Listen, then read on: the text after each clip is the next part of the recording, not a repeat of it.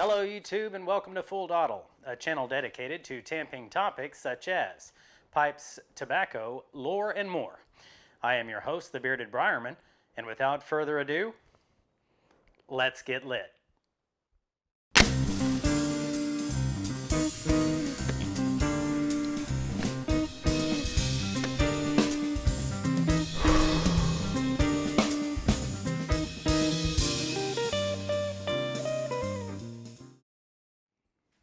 Welcome back everyone, and on this episode of Full Dottle, I'm going to be giving my first impressions of Peterson Elizabethan Mixture. I did a little research on the Cornell and Dill's Wintertime Reserve 2000 and I believe it was 19 Evergreen, and from what I can find, this is supposed to be the closest that they have to it. There are a few other VAPers that I will throw into my review process that are supposed to be similar, but this one is supposed to be extremely similar. So I've been waiting to do this because, as you know, I really enjoyed the Wintertime Reserve Evergreen. So I'm hoping that this comes close. I did receive a sample of this by Cliff Higgins a while back, but I have kept that jarred. I did not try it because I knew eventually I would want to do a review on this, and it just so happened that it came up as I was trying to research the Wintertime Reserve, trying to find a match blend for it. I did come to a difficult decision though. On my reviewing process, I'm going to continue doing the first impressions, but I am going to discontinue doing the full reviews. I enjoy doing the reviews, but the full reviews are becoming a little bit too burdensome. I'm starting to find that I dread doing them, putting in all the work to do them.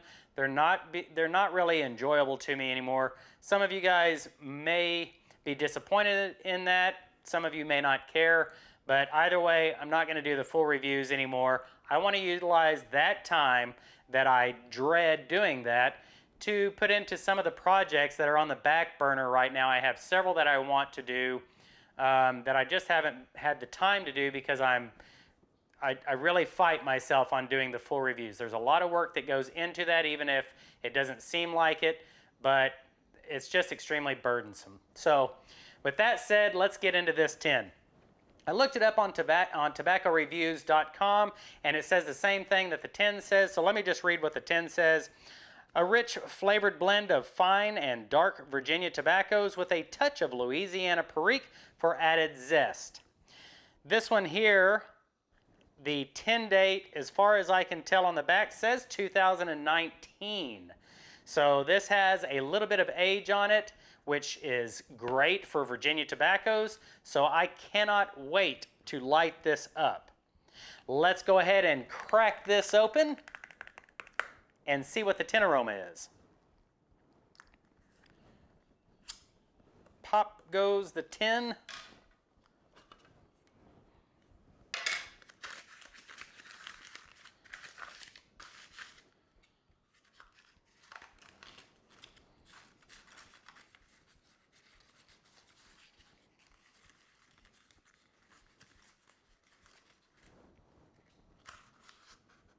It's all ribbon cut. Oh, you get a lot of breadiness from this right off the bat. You can smell those Virginias.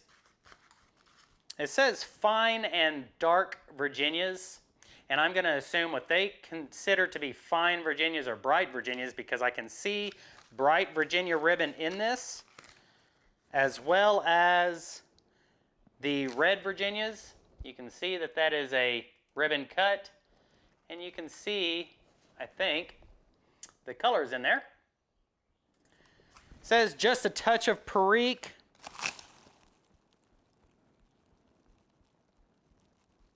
You get just a little bit of that boggy, fermented type aroma from the Perique, but not much. It definitely is just a touch. Some of that deeper plum. But for the most part, I get a lot of that real heavy bread.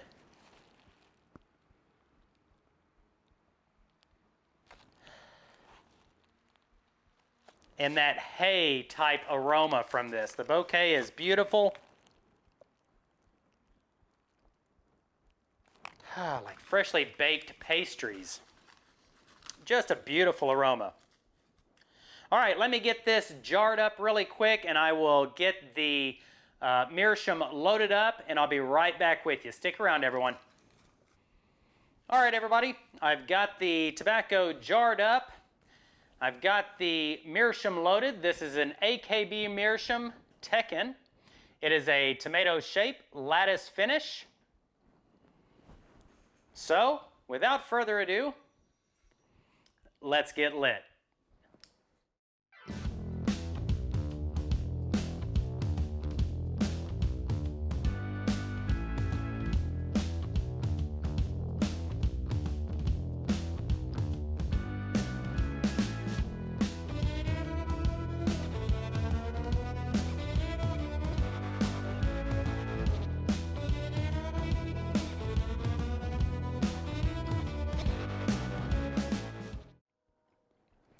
Okay. I can tell you right off the bat, this is not going to be a match for the Wintertime Reserve Evergreen. That's not a bad thing. I'm just saying that it's not the equivalent to Evergreen. This, even though it says there's just a touch of perique, the perique comes through a lot more pronounced. I've got flies everywhere. I leave my door open this time of year because it's beautiful outside. I don't have a screen door, and so I have a lot of unwanted guests. People all over the place tell me I should get one of those screens that you can just put up. I've had one of those. I do not like them. They tear up, and I just don't like them. Anyway, so I'll deal with the flies. But the perique comes through a lot more pronounced in this.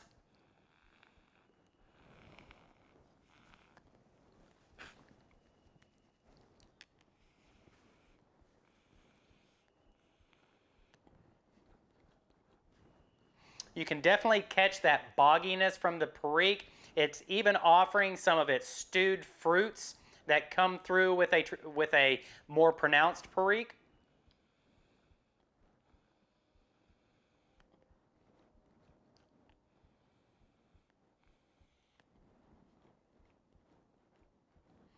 And the dark Virginias in this are absolutely delicious.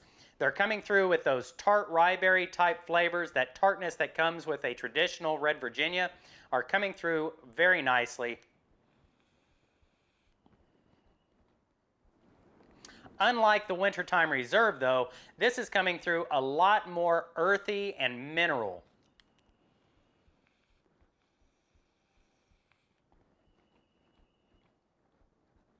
More like a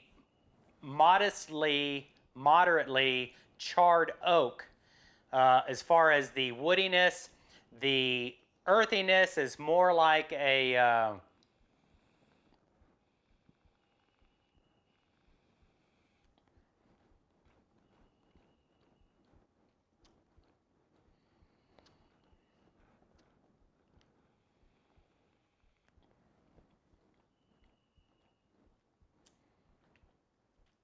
like rich undergrowth.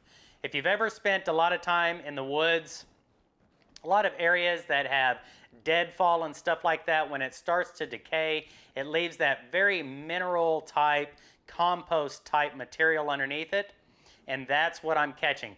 I've never tasted that. I've never sat and scooped that up and tasted it, but that smell, that rich, deep, dark earth that you get from that, that's what I'm tasting in this.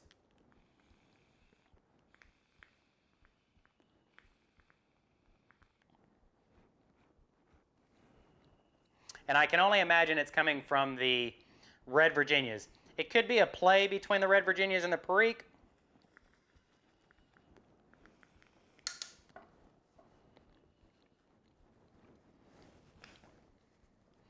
But it's a very rich earthiness.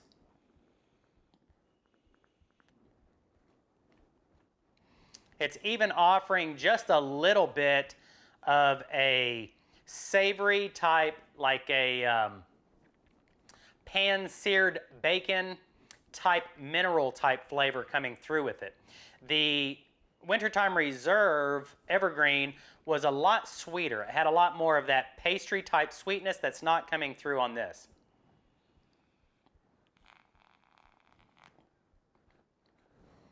Catching a lot of moisture though. The moisture out of the tin was about perfect for me. However, it did have just a little bit more moisture than some of the corn ale and dill blends. And so that's translating to just a little bit of moisture in the bowl.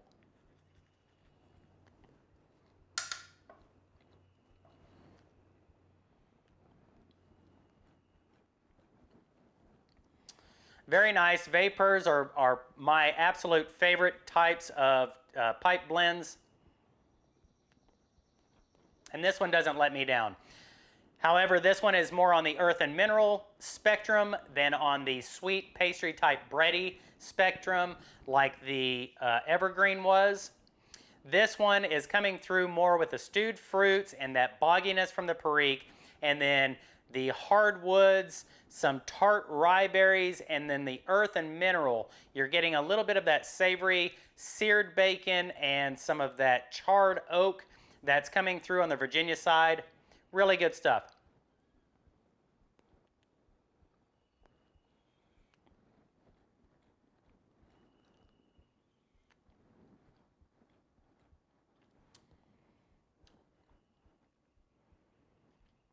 Just a little graphite on the nasal exhale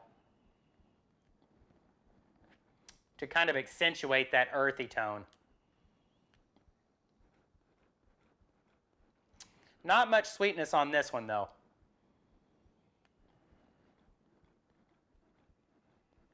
I would say the sweetness on this one is probably closer to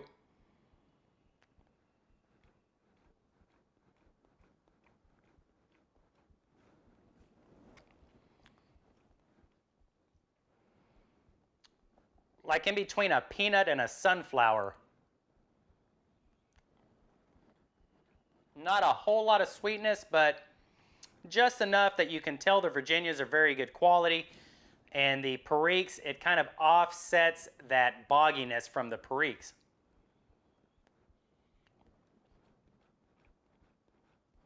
Not a bad blend at all. Stick around, everybody. I'm going to go ahead and smoke this down to the halfway point of the bowl, let it rest for 10 minutes, and I'll be right back to join you to give you my final thoughts on Peterson's Elizabethan Mixture. Stick around, everyone. All right, everybody, so we're back. I allowed the pipe to cool. It has rested for 10 minutes. Let's go ahead and relight, and I will tell you my final thoughts on Elizabethan Mixture by Peterson.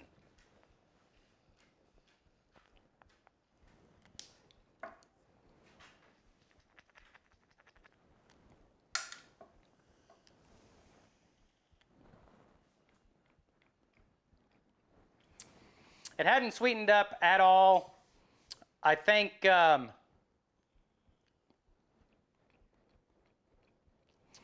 first the moisture level had caused just a little bit of moisture in the bowl, but I believe it has balanced itself out throughout the smoke.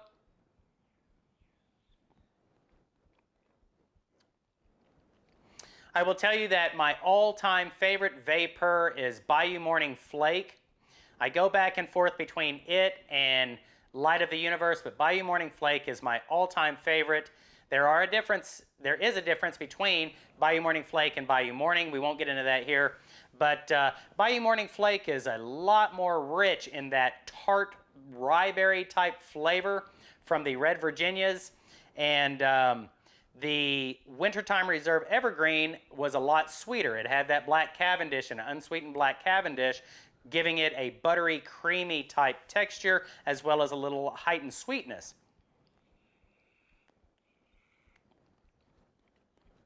Elizabethan Mixture, I'm going to say, is more earth and mineral tone.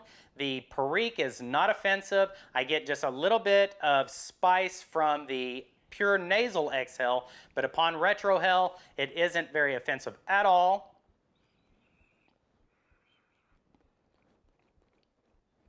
But they do present themselves enough that you get that boggy earth and mineral quality from them, as well as some stewed fruit, some of that plum fruitiness from them. The Red Virginias do give a mild tartness, like that rye berry, that tart that you get from maybe a fresh plum.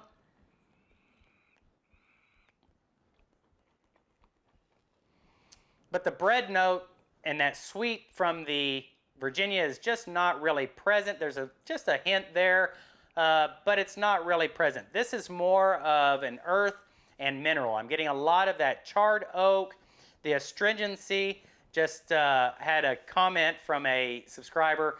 One of the descriptors that I was searching for in my last video was astringency. That's that thick mouthfeel you get if you've ever bit into a green persimmon, that tannic type sticky feeling on your tongue. That's astringency. And I'm getting a little bit of that from this. But I get a little bit of that seared bacon, that charred oak. You get some of that earth, that really rich earth that you get like a composted earth. And also some of that mineral from the Virginias. This is going to be like in the middle. You've got your Bayou Morning Flake giving you a really nice showing of the red Virginias, that tartness from the red Virginias, that pastry type sweetness coming from them on the undercurrent. You've got your Evergreen Wintertime Reserve from Cornell and Dill. It's giving you that sweetness because of the Black Cavendish, along with the Virginias offering those pastry type sweetness. But this one's more in the middle. It's more of a VAPer that's going to give you the more earth and minerals. So if you're somebody that likes that more earth and mineral type flavor profile, this is going to be the VAPer for you. Alrighty, everybody. The one thing I did want to say before I get away from Stockton, since I'm not doing the full review on it, Stockton had the, it bit me quite a bit. I was surprised at how much bite I got from Stockton. I mean, it was unpleasant at times, and it actually caused me to rediscover my enjoyment of tea. I got some Irish morning or Irish breakfast and some English breakfast tea, and started drinking that as I was smoking it, and I found that it helps a lot. And it also helps to bring out a fuller, richer flavor profile from my Bayou Morning Flake. And so I've been experimenting some with tea. I've reached that age in my life where if I sit down for too long in the afternoon, it's hard for me not to doze off.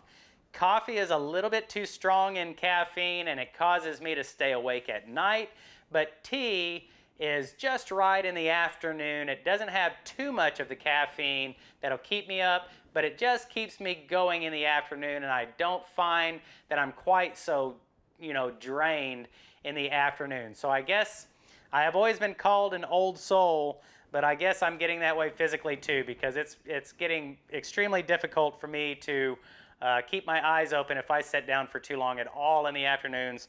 So the Stockton helped me rediscover my love of tea. Smoking Cardboard, Steve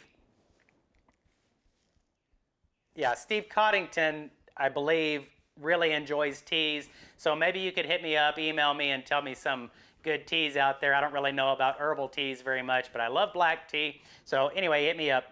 Everybody, that's going to do it for this episode of Full Dottle. I hope you enjoyed it. If you did, please don't forget to give me a thumbs up. And until the next time we see each other, I bid you farewell and happy piping. Bye, everyone.